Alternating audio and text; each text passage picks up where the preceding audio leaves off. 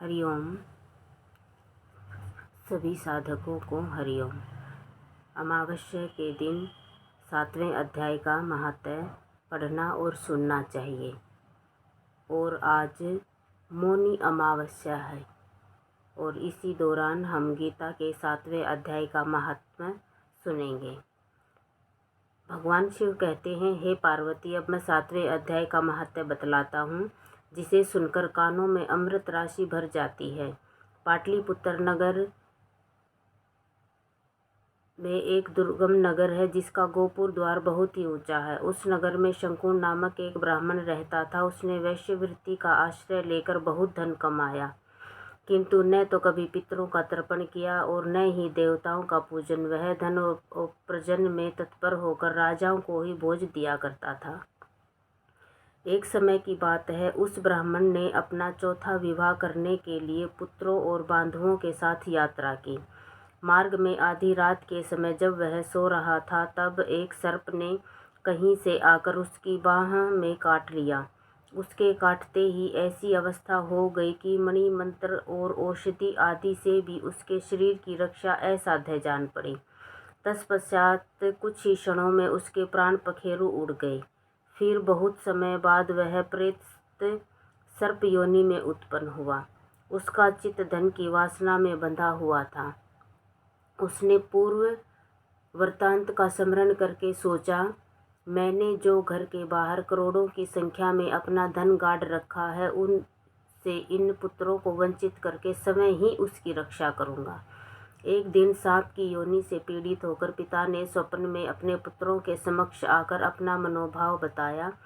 तब उसके पुत्रों ने सवेरे उठकर बड़े विस्मय के साथ एक दूसरे से स्वप्न की बातें कहीं। उनमें से मझला पुत्र खुदाल हाथ में लिए घर से निकला और जहाँ उसके पिता सर्प योनि धारण करके रहते थे, उस स्थान पर गया। यद्यपि उसे धन के स्थान का ठीक ठीक पता नहीं था, तो भी उसने चिन्हों से उसका ठीक निश्चय कर लिया और लोभ बुद्धि से वहां पहुंचकर बाबी को खोदना आरंभ किया। तब उस बाबी से बड़ा भयानक सांप प्रकट हुआ और बोला, ओ मूढ़, तू कौन है? किस लिए आया है? क्यों बिल खोद रहा है? किसने तुझे भेजा है?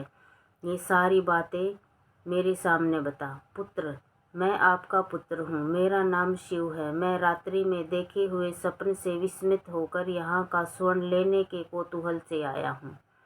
पुत्र की ऐसी वाणी सुनकर सांप हंसता हुआ उच्च स्वर से इस प्रकार स्पष्ट वचन बोला, यदि तू मेरा पुत्र है तो मुझे शीघ्र ही बंधन मुक्त कर दे। मैं पूर्व जन्म के गड़े हुए धन के ही लिए सर्प योनि में उत्पन्न हुआ हूँ। पुत्र, पिताजी, आपकी मुक्ति कैसे होगी, इसका उपाय मुझे बताइए, क्योंकि इस रात मैं सब लोगों को छोड़कर आपके पास आया हूँ।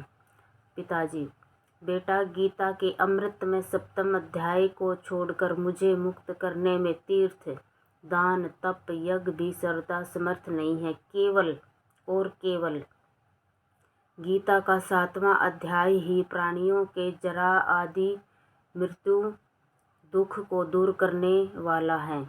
पुत्र, मेरे श्राद्ध के दिन 7वें अध्याय का पाठ करने वाले ब्राह्मण को श्रद्धापूर्वक भोजन कराओ। इससे निसंदेह मेरी मुक्ति हो जाएगी। अपनी शक्ति के अनुसार पूर्ण श्रद्धा के साथ वेद विद्याओं में प्रवीण अन्य ब्राह्मणों को भी भोजन कराना। सर्प योनि में पड़े हुए पिता के ये वचन सुनकर सभी पुत्रों ने उनकी आज्ञा के अनुसार तथा उससे भी अधिक किया। तब शंकुरण ने अपने सर्प शरीर को त्याग कर दिव्य देह धारण किया और सारा धन पुत्रों के अधीन कर दिया। पिताजी ने करोड़ों की संख्या में जो धन बांट कर दिया था, उससे वे पुत्र बहुत प्रसन्न हुए। उनकी बुद्धि धर्म में लगी हुई थी, इसलिए उन्होंने बावली, कुआं, पोखरा, यज्ञ तथा देव मंदिर के लिए उस धन का उपयोग किया और अन्नशाला भी बनवाई। तत्पश्चात 7वें अध्याय का सदा जप करते हुए उन्होंने मोक्ष प्राप्त किया। हे पार्वती, यह तुम्हें 7वें अध्याय का महात्म्य बताया गया, जिसके स्वर्ण मात्र से सब मानव पातकों से मुक्त हो जाते हैं। इति श्री हरिओम जी। और कल से गुप्त नवरात्रे शुरू हो रहे हैं। हम सभी साधक कल से गुप्त नवरात्रे करेंगे।